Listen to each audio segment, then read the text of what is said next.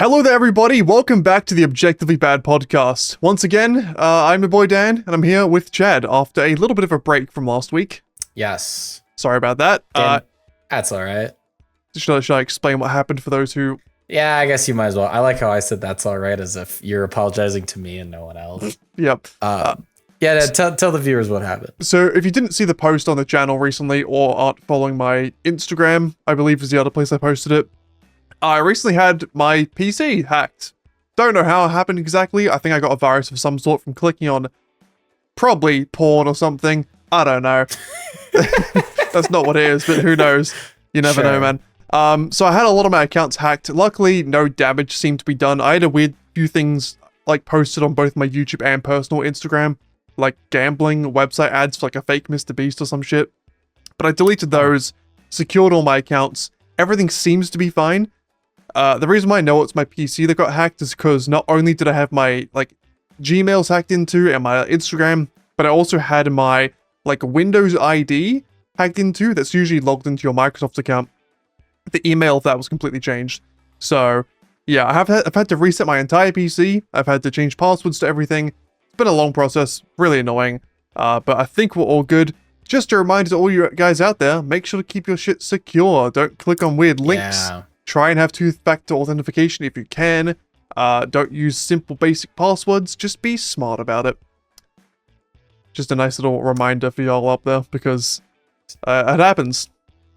It does happen. So what you're saying is I gotta get rid of my 1234 password? Unfortunately, yes. Damn, I know someone that actually has that as their phone password. That's... I'm used to know someone that was just their birthday. Which is also typically bad password. It's typically bad, at least like if a random person found your phone, they wouldn't guess it because they don't know your birthday, but someone could hack you. Yeah. Yeah. Well, you know what? We're backing up and running. It was good timing, at least for me, because we record on a Monday. I have Sunday, Monday off from work. All of Sunday I was busy. And I had to do like a ton of errands on Monday. So you texted me in the morning and you're like, I got hacked. Like, I know you saw this, but I got hacked. Like, let's move this to like, let's just skip today. And I was like, you know what? That was perfect. I was so tired on Monday. So that worked out well. Very good. Of course, sad to not get to record and see your lovely face and hear your lovely voice, but. Thank you for that. I really needed it. Yeah, of course. Mm-hmm. And honestly, I was almost close to canceling this episode as well because if you can't tell by the way I look or sound or the fact that I'm drinking hot honey, I'm kind of sick ? At the moment. Sure. I don't have any other symptoms of being sick, but I have a really, really sore throat just on one side. It's only on the right side of my throat. I've looked and inspected my own gullet. Can't see anything like in particular. So it doesn't look like I have like tonsillitis or anything. Could be an ulcer at the back of my throat. Could be something else. Don't know. But it hurts to talk a lot. The honey water's been helping, but it still was a bit painful. That's also why I haven't been recording any videos for my main channel. I had the double whammy of hacked accounts and then sick ? That's brutal. I guess if it's gonna happen, it might as well happen all at once, right? Yeah. So it's just been a bit of a annoying annoying week-ish for me. Yeah. Bit difficult to do things like even yawning. Like I was yawning last night, evidently because I was tired, and it was like it felt like a bayonet went through my fucking esophagus. It was painful, dude. It was so bad. Yeah, man, not fun. Well, we'll keep this one nice, short and sweet. And by that probably still means like an hour. Of course. I don't know. We'll see. I guess you can correct us if we're wrong. I like the idea it actually comes up to like 30, like it's way shorter. But I'm like, yeah, it'll be an hour. And then everyone in the comments is like, fuck you, Chad. I don't know why they do that. They can do that regardless, honestly. If you just feel like saying it, go ahead. If you feel like saying it, like, go for it. There's a guy who's been, I think the last like 4 or 5 videos is just say Don and showed, I don't know, something. How was this guy been saying? I can pull it up. It's on our last one.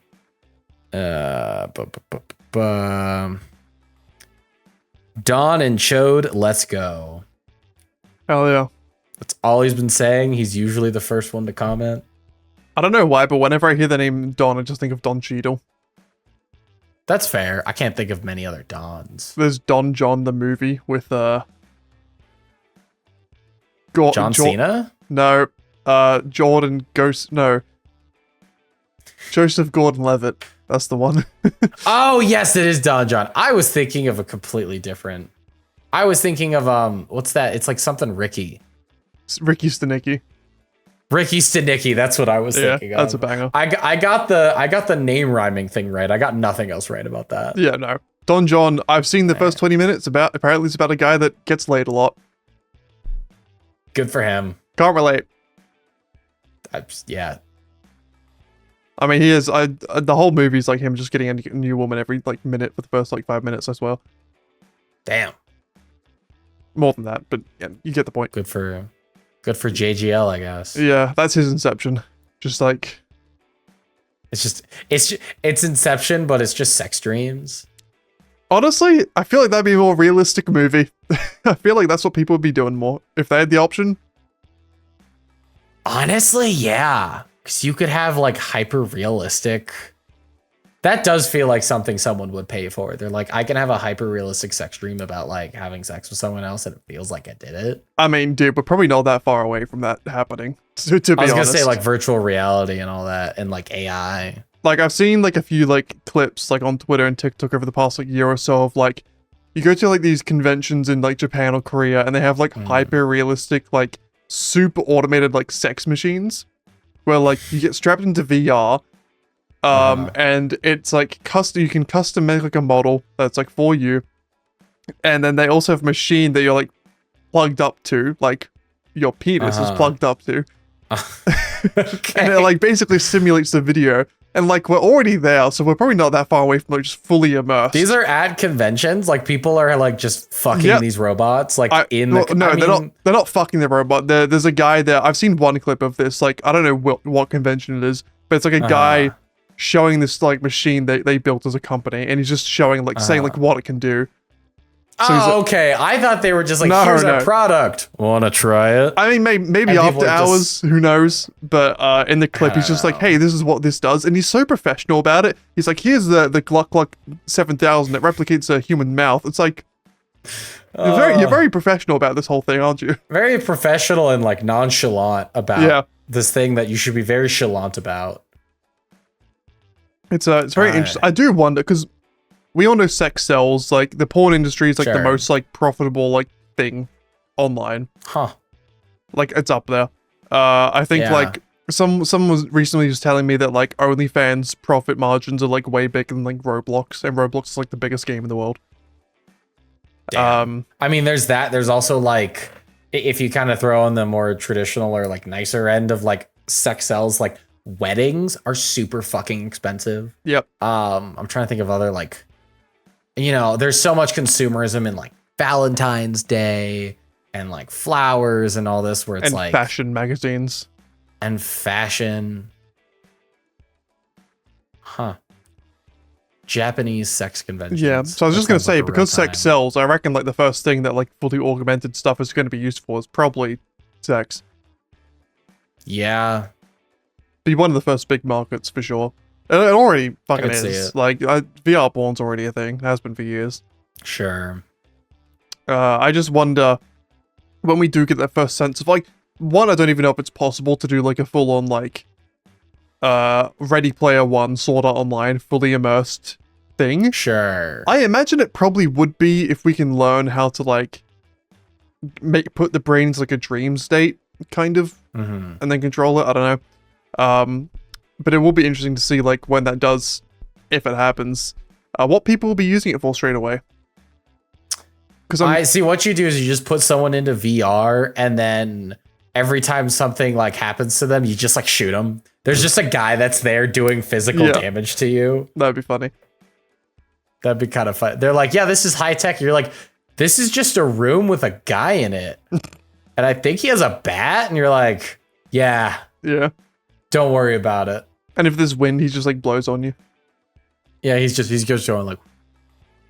It's just some dude that gets paid $5 an hour to be like a full-on VFX machine, IRL VFX machine, or VFX to be like That'd be kind of fun. Practical effects, yeah, it would be. It's like I remember You'd when have to be really on it. yeah, it would. But like I remember when 4D cinemas were like all the new rage, and people were like, "Whoa, this is like the next stage of movies," and it was just like, Oh my god, there's the smell-o-vision. it was just like I remember going to see Shrek 3 3D in like Movie World Australia, and it was like, oh, you get to watch a movie, but you get wet sometimes. That was like the premise. Yeah, or like we have this thing that sprays a scent.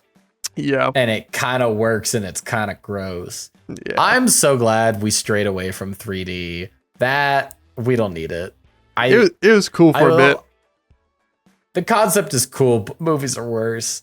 I did see, God, I think it was, saw it in IMAX. I saw Thunderbolts in IMAX.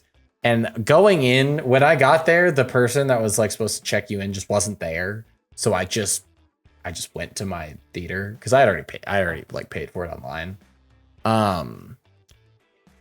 The person that was there would have given me IMAX glasses. I didn't know that you needed IMAX glasses. Me neither. Yeah, so we're sitting in the commercials. The commercials are totally normal. And then there's a thing, and it's like, put on your IMAX glasses. And I'm like, what? Commercials come out, they're blurry because they're like 3D. Gotcha. And we're like, what is this? I was like, I'm going to go outside and see if I can ask someone. I go up to someone. I'm like, do I need IMAX glasses? He's like, yeah. I'm like, can I have 2 of them? He's like, yeah. And I put them on and they're like kind of like 3D glasses, although there wasn't a whole lot of 3D involved. It was good. I still feel like I didn't need it. Like, oh, some of the characters popped out a little bit, but I've just never really felt like that's enhanced. I think it was really cool the first time it happened, but yeah, it's not like an enhancement to the movie itself. It's just like, whoa, that looks cool. Well, it's also a lot of times it's a cool gimmick, but I don't feel like it's necessary for the movie for like a thing to pop out at you. Like I think there would be if you have to center your movie around doing that, then I feel like you're almost taking away from there are definitely some films where it kind of works, like Spy Kids 3, I think it was like good in. Sure. Because like it's this game, I think in like when you're doing a movie around like fictional game worlds or dream worlds, like I think Inception could actually be a movie that would work in 3D pretty well. Yeah. Because like trying to like make a dream state in a movie is quite difficult. I remember seeing a clip from a podcast a few months ago talking about like how like Inception wasn't dreamy enough. Their like biggest complaint about the movie is like they could do so much more with like a dream sequence. I think I've seen this actually. I think I know what you're talking about, where it could be like completely wild. Yeah. That's also not to say Inception isn't a great movie. It's a fantastic movie. You could almost remake Inception with just the concept and make it completely different. Yeah, well, I mean and it could be a super weird and trippy thing. The concept is pretty much like not a one-to-one rip, and I haven't seen the movie, so I can't say for sure. I just know what other people have said. I think it's either Perfect Blue or a Japanese film by Satoshi Kon. Wait, is it Satoshi Kon? I have no idea. Wait, I may be getting the director wrong. I'll believe whatever you tell me. Am I getting? No, it is Satoshi Kon. Yeah, so there's either Perfect Blue. No, it's not Perfect Blue. It's Paprika. I think. I believe. Sure. Yeah, so there's a film called Paprika, which is an animated Japanese film that came out in 2007, directed by 2006-7, directed by very famous Japanese film director Satoshi Kon. Very well respected film, and the synopsis is, I'll just read the shorter one. This film follows a battle between an unknown dream terrorist who causes nightmares by stealing a device that allows others to share dreams. No. I don't think that's necessarily well, I don't know. I feel like I need to listen to more because I'm like, that's not really the plot of Inception. Well, it's not exactly the same, plot of Inception. but it's a similar concept of like going into someone's dreams to like extract information. Yes, pretty much. I haven't seen the movie, so I can't say enough about it, but I've seen a lot of people say that Inception is like heavily inspired by this. Sure, I could see that. Yeah, okay. I can kind of see that. Kind of the idea of it. Yeah, okay. I mean, The problem is that you haven't seen any of them, and I've only seen Inception. So we're really. I've seen Inception. What the fuck are you talking about? Oh, you've seen. Oh, okay. You haven't seen the Japanese one. Yeah. Paprika. Ah, okay. Yeah, okay. I kind of see it. Yeah, but I've also heard that Inception was a movie that James Cameron like initially wrote in like the 90s, like the concept of it. But he I couldn't. can see that. I think it was Inception, not Interstellar, that I saw this about. Apparently, he wrote the plot for it in like the 90s or something when he wasn't as big of a filmmaker. And he was like, he knew he needed such a big budget for this movie, so he needed to get his acting credentials up so he could get someone to fund it. So he did like The Dark Knight and all these other movies.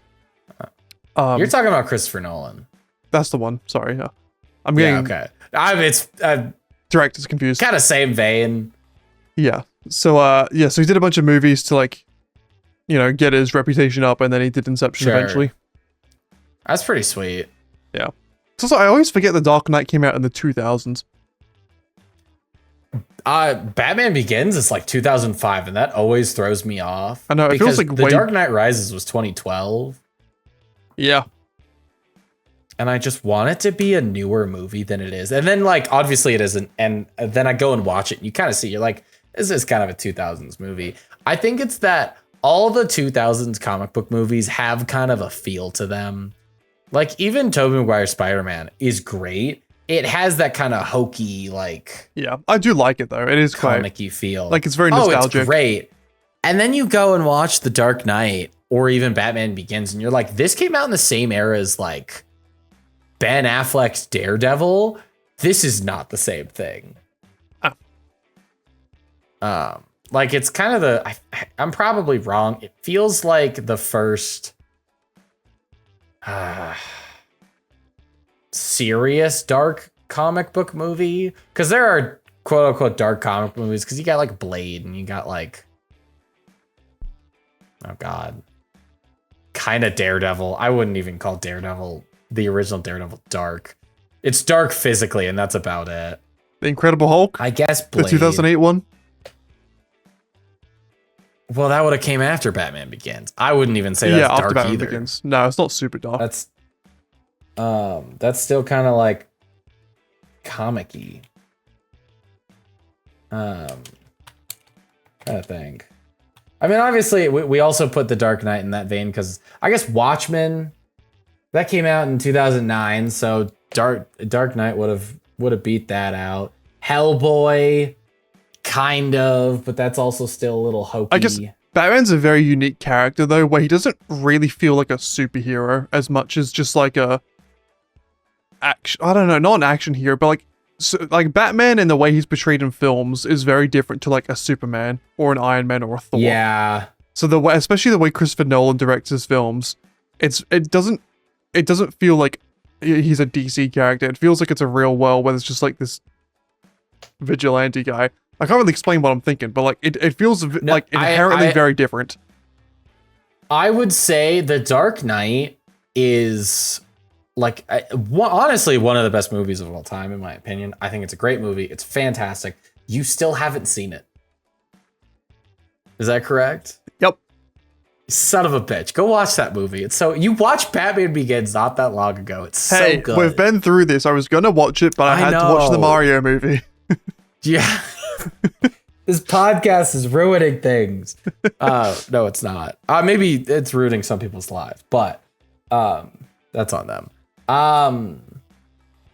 The Dark Knight is probably the best comic book movie that has been made, or is the best movie that is based on a comic book character. It is not the best comic book movie. No. Does that kind of make sense? Yeah, for sure. It's the least comic book movie of like most comic book movies. I mean, if we're talking about like, MCU alone or like Marvel alone, you could have the exact same argument about Logan. Like Logan is probably the best Marvel movie, like in terms of just like pure story writing and stuff, but it doesn't really feel like a comic book film.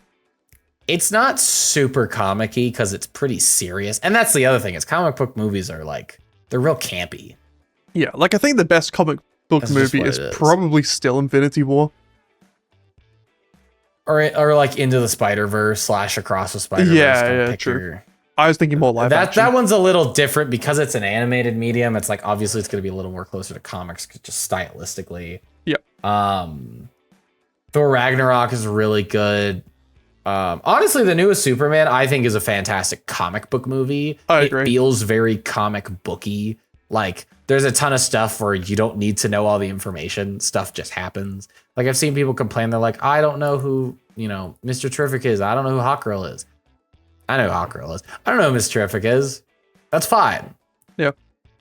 I can infer that they're comic book characters. Yeah. And as much as people like to shit on it now, I think Deadpool's also, like, all the Deadpool movies are very, like, good representations of, like, his character in the comics. And just, I agree. Just done very well. Yeah. It's good. Yeah. Dark Knight's good, but it's not the most comic. My brain died there. I apologize. That's fair. It's crazy that like he did Inception, then Dark Knight Rises, then Interstellar in like back-to-back like movies releases. Yeah. Yeah, he did. He did Batman Begins, The Prestige, The Dark Knight. Then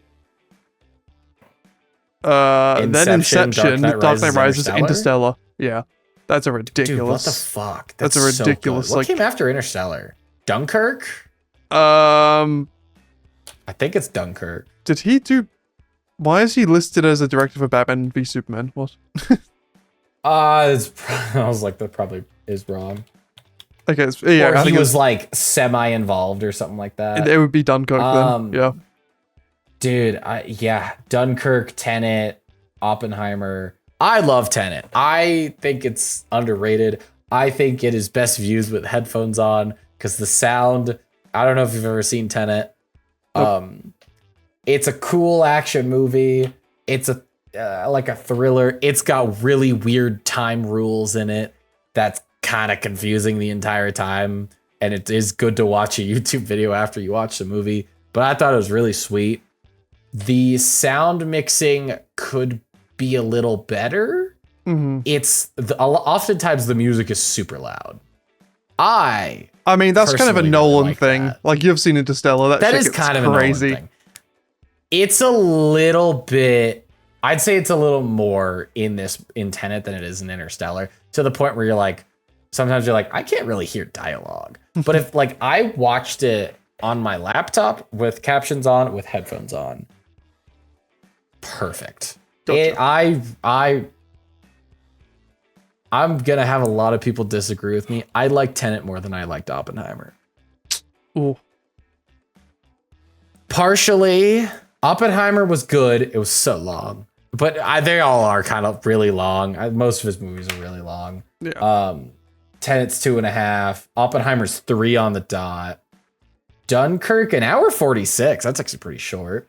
Interstellar, almost 3 hours. Dark Knight Rises, 2:45. Inception, 2:30. Like he's got long ass movies. The thing for me with Oppenheimer is the entire time you're like, oh my god, is he gonna make the atomic bomb? Spoiler alert. Yeah. Shock. I knew that answer. Yeah, who'd have guessed? I'm also looking at I understand. Sorry. No, go on, because I was going to switch to a different movie. Okay. I understand that, like, that's not how, like, that's what biopics are about. And it was cool that they talked about the whole thing with, like, him being a communist and how, like, the American government didn't really like him. It's interesting, but I feel like I left that movie and was like, okay, that was pretty good. Like, that was a really good movie. I'm not going to watch it again. Because it's just so long. And, like, it does a lot of things that are stylistically amazing. It has an amazing soundtrack. Ludwig Göransson is a fantastic composer, and he is kind of getting the love that he deserved for a while. It's so long, and I don't need to watch again. I want to watch Tenet again. Yeah. Partially, it's also an action movie versus like more of a drama. Yeah. But yeah, there's my objectively bad take for the day. Yeah, what I was going to say is I moved on to the Odyssey just to look at the cast and everything. I didn't realize that he casted Tom Holland and Zendaya again. Yep. So they're just lovebirds, just really getting to work together all the time. Crazy Good career. for them. Isn't that the dream? Yeah. Cast, like, I know all of his movies have a good cast, but, like, this is crazy. Tom Holland, Matt Damon, Zendaya, Robert Pattinson, Elliot Page, John Bernthal, Anne Hathaway, Charlize Theron, and Mia Goth, who I don't know as much. Dude, yeah, it's That's insane. Very impressive cast. Also, I think that's going to be 2 movies with Tom Holland and John Bernthal in 1 year. True. Because we get Spider-Man and we get The Odyssey, I think next year. We get both of them. Yeah, you make a very good point there. Which will be cool. Moving away from movies. Yes. The gaming industry's had a few, well, one main big release recently, but a few things that I've been playing and intrigued by. Okay. So, have you heard of a little franchise called Skate? I have heard of a little franchise called Skate. Yeah, so Skate 3, immensely popular game, came out like 13 years ago at this point, and just recently, Skate 4, just known as Skate with a little period, full stop With at the end. 4. No, there's no 4. Oh, okay. It's just a full stop. I thought they were going to do the like fan 4 stick. No, it's just Skate. Released in like Nice. early access, but it's free. Completely free, which is awesome. So you can download it right now if you want. I should download it. I never played Skate 3. I played a lot of Tony Hawk Pro Skater 2, the World Destruction Tour, like variant, which is like one of my favorite games on PS2. So I do like skating games, and I've been playing a bit of Skate. People, from what I've seen online, there's a bit of mixed opinions about it because stylistically they've changed the art quite a bit. It's gone from more like dumb realism, where they like kind of like just plastered like people's faces onto like weird bodies. It looked kind of realistic, but like it's old school graphics, to now just being like fully like cartoonish, like stylized, I guess, more so. Oh. So very different look. And they've also gone down a more like surreal route for like the type of stuff you can do in the game.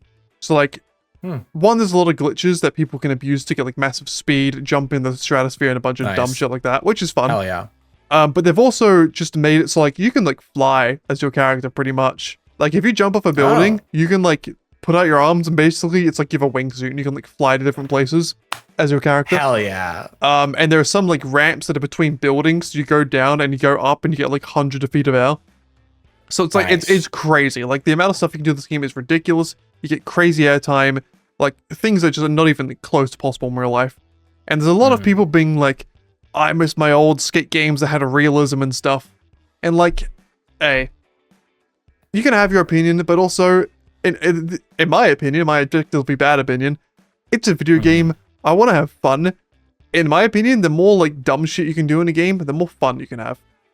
So I feel like those kind of games, like you get that with like Steep, you get it with like a Tony Hawk Pro Skater or like Skate.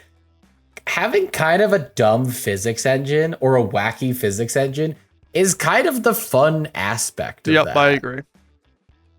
Like, if you don't like it, just play old games. Yeah, or go skate in real life. Or don't do wacky shit. Just do normal shit. That's the thing. I feel like that's also very possible. That is the thing. Like, there are a lot of people, I've seen clips on TikTok and YouTube of people like playing Skate realistically, like just doing like a really grounded, real tricks and grinds and stuff.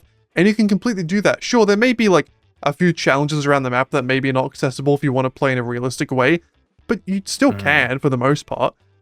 I don't see any issue with like giving people the option to do stupid fun stuff in a game like that. I think it makes it more enjoyable. There's more longevity to the game because like a big part of the Skate 3 community and like communities and other similar games is like the stunting and doing like crazy tricks and stuff. Like Zexy, who's a skate YouTuber, did Skate 3 content for years after the game came out just by people sending in like crazy challenges that seem impossible to do and then doing it. Skate 4 or Skate is going to have the exact same thing now. People are just doing ridiculous stuff. Yeah. Whereas if you made a grounded game, it's not the same, but it's kind of the same. I feel like it's like getting mad at GTA for having like non-realistic parts to it, and it's like, sure, but there's also plenty of realistic parts that you can do. Like you don't have to do weird like stunts. You could just drive your car around. Yeah. But that's like the point of a video game often is to do stuff you can't normally do. Yeah, and to have fun while doing it. and have fun while doing it. Also, like immersing yourself in a fun story and blah blah blah, whatever. But like, and like we talked about, like just because these things are in the game doesn't restrict you from not doing them. yeah, Like so for example, like, and this will move me on to another topic.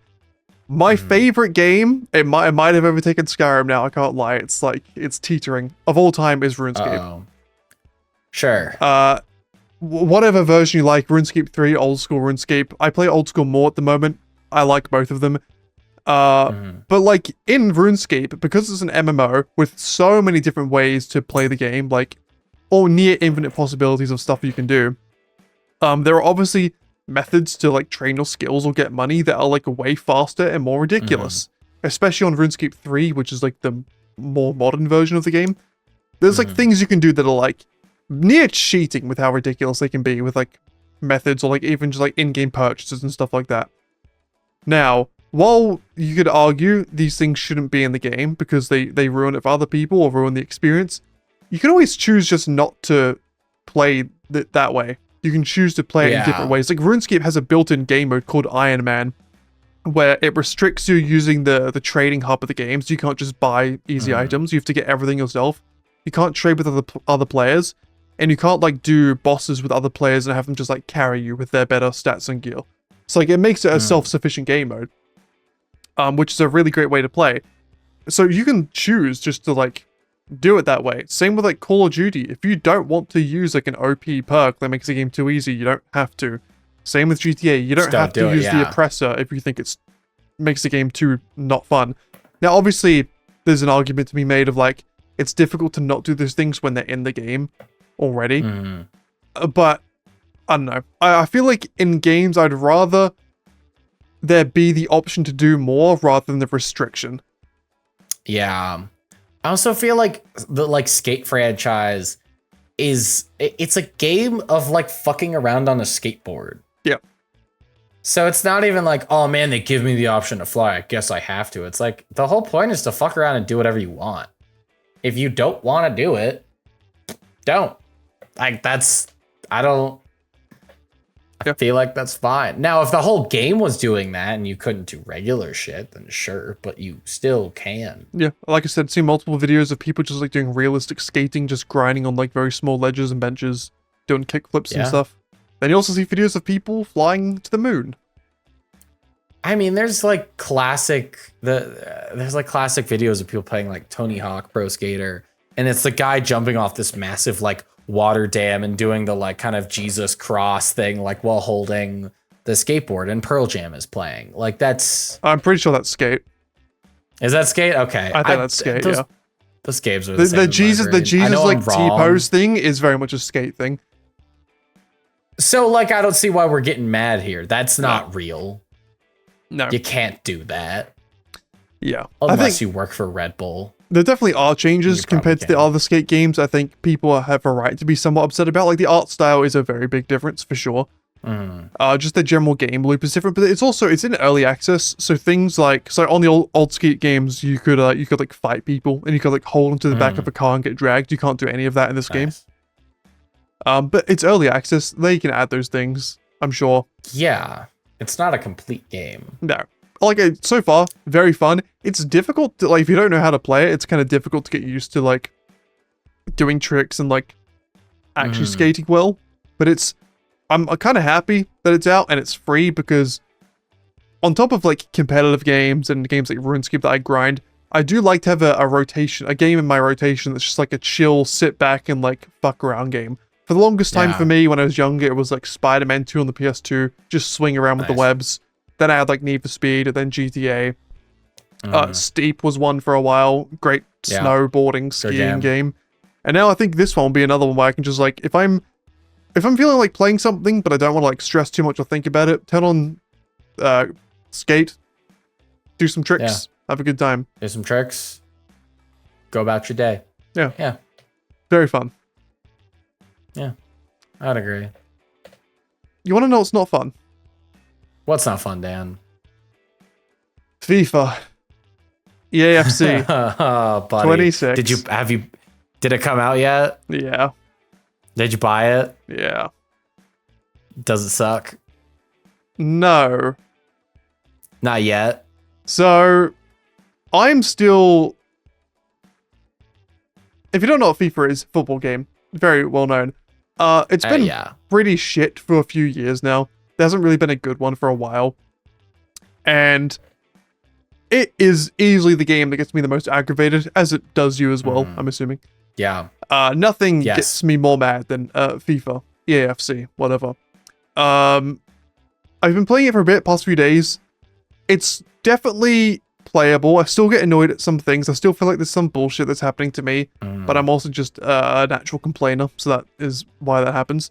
But all the content creators, all the other people I know that play FIFA that have been talking about it, are saying this is the best game in, like, years. Like, since FIFA... People saying it's the best release of a FIFA game since probably FIFA 18. Wow. Like, every content creator saying, like, this is the most responsive the game's ever felt. This is the biggest skill gap there's ever been because defending's actually difficult this year. Like, it's a way more difficult. You can't just tackle spam. If you tackle... I can't just slide tackle all the time? No. Like, if you miss a tackle... What's the point? If you miss a tackle, like, the opponent has, like, a massive advantage now. So you have to really, like, work on, like, playing interceptions and, like, really predicting what people are going to do. Yeah. It's way more difficult. EA, the company behind it, also the company behind Skate, interestingly enough, said they're going to reduce the power curve. So, like, recently in FIFA's, like, your cards are based on a 1 to 99 system, 99 being the best players in the game. Yeah.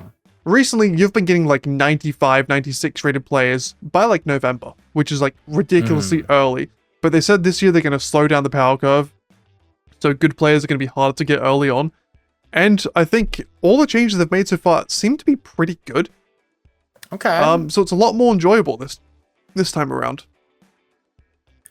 That's what I remember. It's been a while since I've played FIFA, but when I did play FIFA, what's the main game mode? I can't remember what it's called. Ultimate Team? Ultimate Team, yes. Ultimate's super fun that first month. It comes out. No one really has a good team yet, but you're starting to make a team. You're like every like decent player is super exciting. You're starting with a bunch of bronze, like 50 rated players who are like not that good. You get your first silver. You're getting your first gold. You're getting first like 80 something rank player. You're like, okay. And you get like that first player that's like really good where you're constantly passing to them and they're basically doing everything. Like it feels so good. And then all of a sudden you're like, okay, I've been playing a lot. My team is pretty good now. It's all gold. It's all like decent players. All of a sudden you're like, that guy has a 99 ranked Messi. That guy has a 99 ranked Messi. Wait, how this guy that just started playing has a like 97 rated team. How the fuck did this happen? And you're right. It's like you hit, because Ultimate Team comes out in like October? September usually. Oh, okay. It's like September, October. Yeah. Okay. It comes out like a little bit after when FIFA comes out. Or EAFC. No, by like November. Ultimate Team. What are you talking about? No, it comes out straight away. Does it come out straight away? I thought it usually... Maybe it's just that FIFA comes out later and I'm wrong. Yeah, no. It comes out after the season starts, though. Yeah, it comes out after the season starts. Oh, okay, that's what I'm thinking. Yeah. I'm tripping. No, as soon as the game comes out, Ultimate Team's though. Okay. I'm stupid. But like you said, by like November, December, especially December, there's like Christmas packs and there's so many like things. Yep. That you're like, oh, someone who's way worse than me just simply has a better team, because they can pay for it. Why am I playing anymore? Yeah. And that's like one thing. You get a good month where it's fun. It's one thing that seems to be changing this year. We can't tell yet because we haven't got the super OP cards, but it does seem like having like a worse team doesn't seem to be as much of a disadvantage if you're a better player. Yeah. So that's good. Skill expression's a much bigger thing this year. I'm still very much noticing if you have like a 94 pace player with like a pace plus play style, which gives them like even more pace, you can just run down the wing and pass it and score. I'm still getting that very often. But for the most part, it wouldn't be FIFA if it wasn't. Yeah, for the most part, it's better. I also am a bit washed. I haven't played much last year because the game got really annoying. So I'm a lot worse than I used to be, so that's why I'm struggling a bit. It's also early access still at the moment, so the players that are playing are all the sweats who buy it early, which doesn't help. But no, it's been all right so far. Although it's Okay. saying that, so EA said they want to reduce the power curve, which means they want less good cards in the game early on. Saying that, there's already 100k packs in the store you can buy for FIFA points and coins. There's already like 6-7 different packs in the store, ranging from 25k to like 100k that give you a bunch of players. So yeah. The problem is like pay to win sucks in multiplayer because like inherently at some point you're hitting this cap where if you're not spending money, you're not winning. It's either you're not spending money or you're not spending an egregious amount of time on the game. Yeah. Like, if you want to keep Like, up with people who hours of spend money, grinding. you need to be playing all your division rivals games every week, which is like, I think, 10 at a minimum, or like 7 at a minimum to get the most rewards. Then you need to play all Yeah. your foot champs games, which is 15. Then you need to do all your squad battles games, which is like another 15. And then you need to do all the objectives and all the squad builder challenges, and open all your Yeah. preview packs, and do all your evolutions. There's just so much you have to do. Well, like, if you It's can so dedicate, much. if FIFA's like your only game you play, and or like you're a YouTuber or content creator around it, you can spend time doing it, but no regular person Sure. can feasibly do all that stuff. I always found when I played FIFA, I was like, I'm having a hard time keeping up and I would play like every day. Yeah. And I still was like, I'm behind and I'm not even that bad at this game. No, I'm already behind, and it's only been out for 3 days. Ugh, crazy. I mean, it doesn't help that I'm playing FIFA at the moment. I'm playing Skate a little bit. RuneScape 3 recently introduced something called Leagues, which is something that old school RuneScape's had for like 5-6 years. It's like a limited time game mode that lasts for about a month and a half, where your stats level up like anywhere between 4 and like 16 times as fast. Wow. And it's usually a very slow game. It takes like hundreds of hours to max out Yeah. skills. So like it's a nice boost. And you get like other power-ups that make the game, like they basically break the game. So like you have your attacks always hit and do like 10 times damage and all this bullshit. So it's like a very fun game mode to like experience the game in like a short, fast way. But because it's only a month and a half window, I'm trying to play it as much as possible on top of playing FIFA and on top of being sick and trying to set up my PC and trying to record videos. So keeping up with everything is tough. Yeah. I think FIFA is something worth not keeping up with. Yeah, you're right. But like you said, it's that first But you're month still gonna that's do really it. fun. So like I kind of want It to play the first is. month, and then I'll see what happens. Well, and it's like anything with a recognizable IP. It's why like if you're super into Marvel, like a Marvel game is fun. Like Spider-Man is a fun game.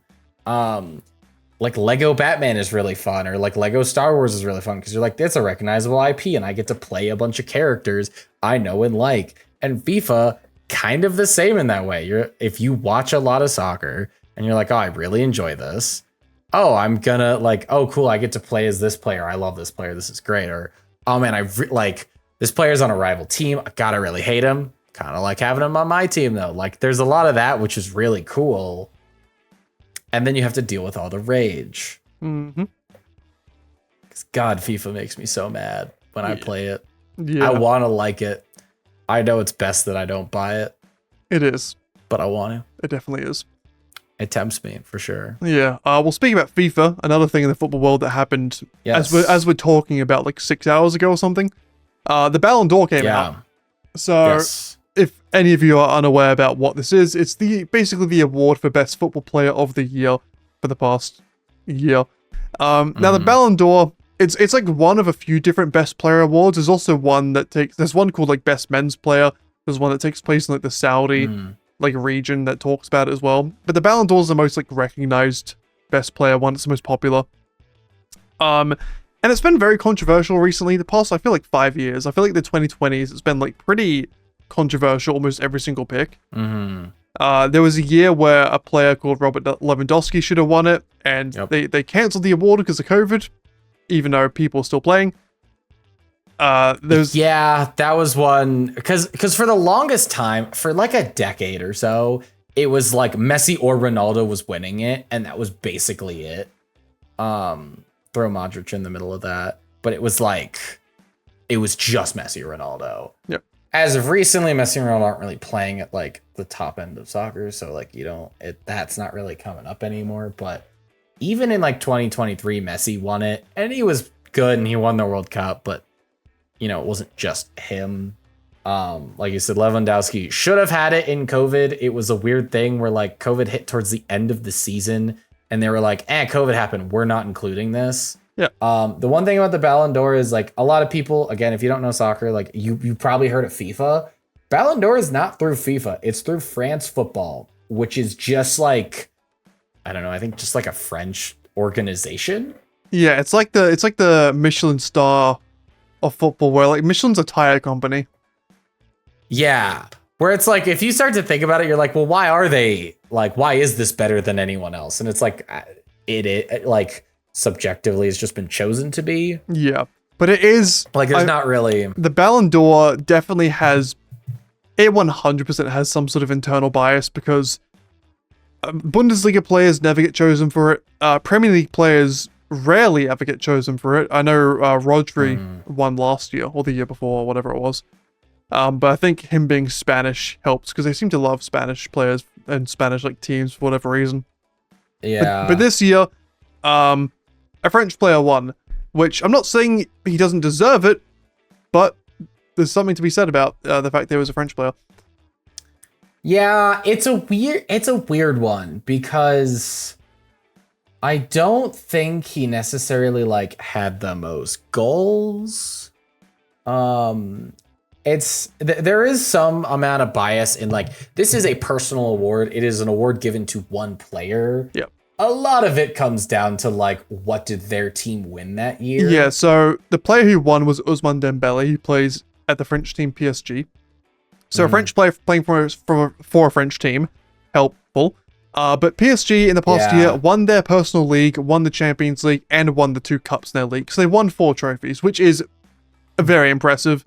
They won quite a bit. Like there's no reason why he shouldn't win. Like he did very well. I just think when it comes to an individual award, I think individual performances themselves should matter more than team performances. And I'm a Manchester United fan, and I think Salah should have won.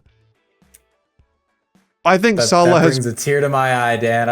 I agree. I think he's been out of this world for like a few years now, and the fact that he's lower than like Vitinha, it's kind of crazy to me. Dude, I don't even know if I know who Vitinha is. He's the Portuguese midfielder for PSG. PSG. I kind of recognize the guy. Yeah, like also Lamine Yamal should not have been as high as he was. I feel like that is pure. That's like a pure hype vote. Yeah, like I mean, he should be on the list, but I think I saw he only had like 9 goals. He shouldn't be second. Yeah, I mean Salah. He's been at it for so long that like he's breaking records constantly. Slightly in that like, you know, the more goals you have, the easier it is to break a new record because you're already up there. But like, dude, he's breaking records left and right. He had a fantastic year for Liverpool last year. Won the league. Sadly, they kind of didn't win anything else. In defense of Champions League, they did lose to PSG, who ended up winning. So at least they lost to the winner. And then they didn't win the FA Cup. They probably should have. They got to the final. They didn't win the League Cup, which they didn't get as far as they should have.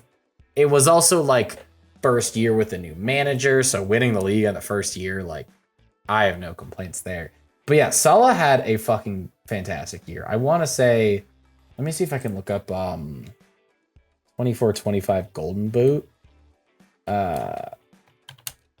Let's see what I can. He definitely won it in the Premier League, which typically speaking is seen as the best league in Europe. You can make an argument for Spain. It's probably about it. I don't think. I don't think you can. I think you can make an argument that Barcelona and Real Madrid are better teams in the top 6, but I don't think the Spanish league's better than the Premier League. Yeah, I'd agree.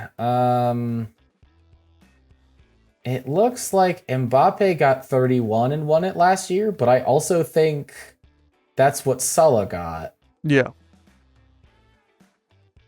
So, or I could be wrong. It won't show me. Who knows? I do think though, it is very much like people always say like, oh, the Ballon d'Or's for an individual, but it's always almost every year it's been who's won the trophy. Because like Messi, like we said, won it in 2023 when he won the World Cup. I think Messi's the best player of all time. In no way in the world was he the best player in the world that year. No, He just wasn't. It was kind of a glory trophy of like, this guy that we love finally got his World Cup. We gotta give him the trophy, and it was like, okay, well, he was at PSG at the time, wasn't really doing anything fantastic there.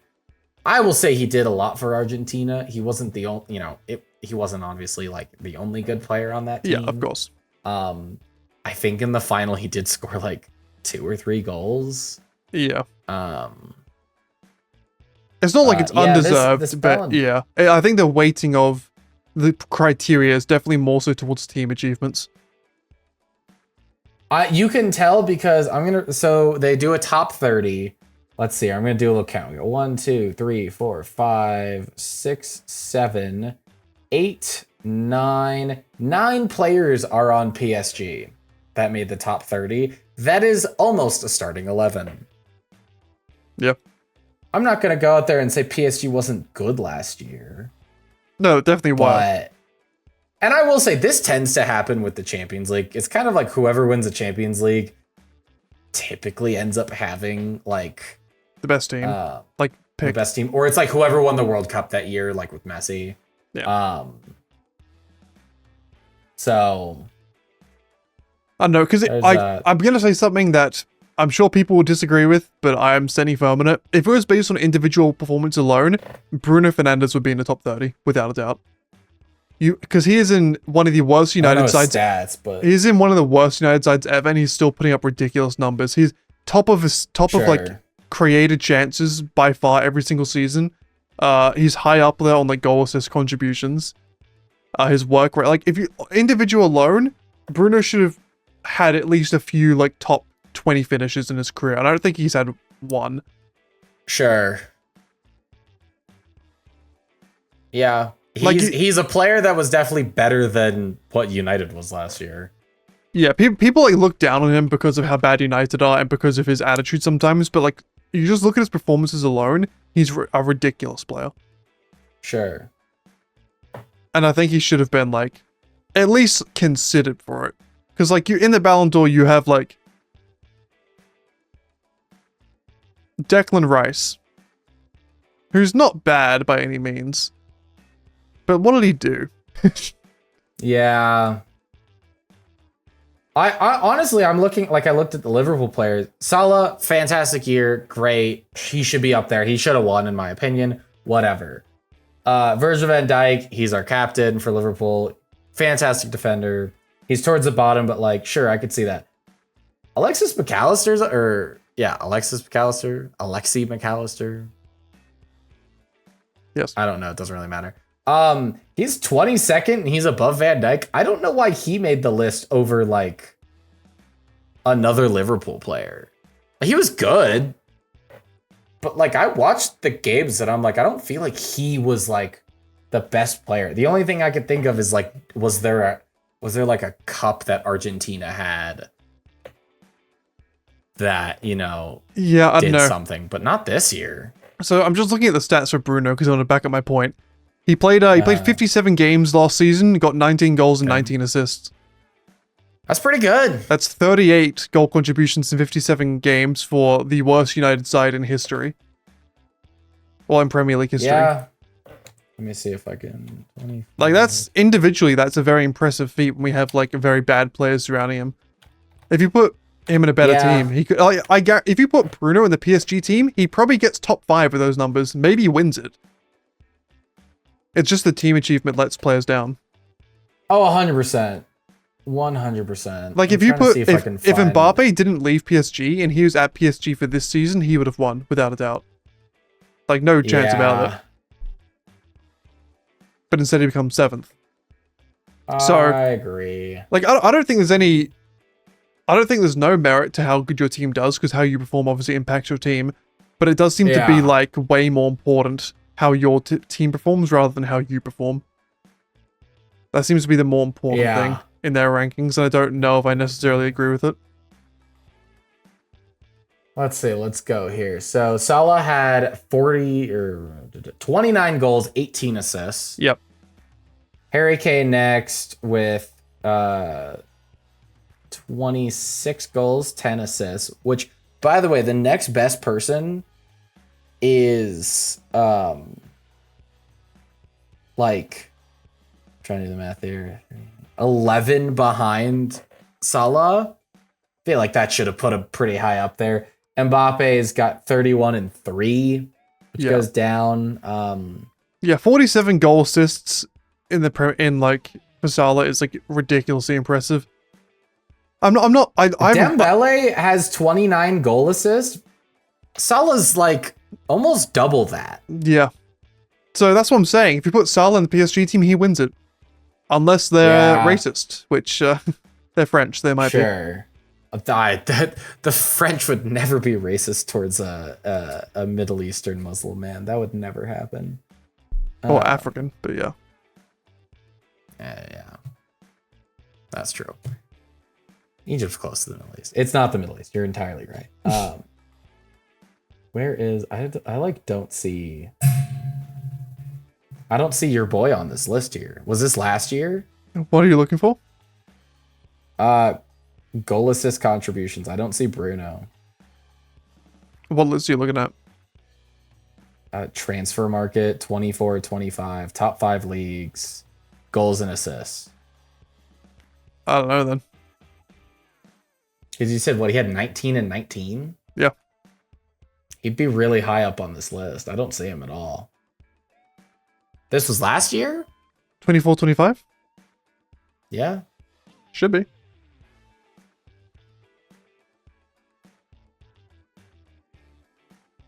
I don't see him at all. I don't know why he's not popping up. Intriguing. Yeah, I don't know. Maybe they're only taking into account the main league. And he didn't have 19-19 in the main league. That was like all competitions. Sure. Which could be the reason. Yeah, this could just be the leagues themselves. Yeah, he's 48th. 8 goals, 11 assists in the Premier League. Okay. Which isn't as good, obviously. Sure. But also we were fucking terrible in the Premier League, so it's understandable. Well, yeah. Became 15th. Yeah, I don't know if this is letting me like include like Champions League. You guys weren't in the Champions League. It doesn't. No. You guys in? No. No. Doesn't matter. Yeah, I don't know. The Ballon d'Or is a kind of a weird one. Were we? It's a good question now that I'm thinking about it. No, because you played Spurs in that fucking Europa League. We were in the Europa League final. Yeah. And then lost to the team that can't win. What? Who said that? Yeah, then their manager got sacked, so sure. I mean, it goes to show you that kind of no matter what like topic or genre or like art style or whatever, and any type of award show, there's always implicit biases. So I mean, it's like Emiliano Martinez won the goalkeeper award 2 years in a row because he won the World Cup in 2023. Yeah, pretty much. He's not the best goalkeeper in the world. He's not the best goalkeeper. No. He's one of the most like pricks of a goalkeeper in the world. Yeah. Him and Jordan Pickford are real. They're fighting that race every year. You really hate that man, don't you? I hate him. He's so annoying. Have you looked at his face? Yes, I have. It's super obnoxious. Sure. Look, he's English and he plays for Everton. I'm like, he's like built to be hated by me. Valid. Yeah. All right, Dan. Unless you got something else for me, I think that might be time of day. No, nothing else for me. Nope. I thought you were gonna have something. Nah, I thought I was going to as well. I thought there was something. Apparently not. Apparently not. Fuck. Oh well. Hope y'all doing gracious and golly and good. Yeah. I'm going to all the G words. Probably not speak for another week. Hopefully my throat recovers because it's being a bit of a bitch. Make sure to lock up your accounts. Make sure to lock up your windows, otherwise I'll fucking see you in there.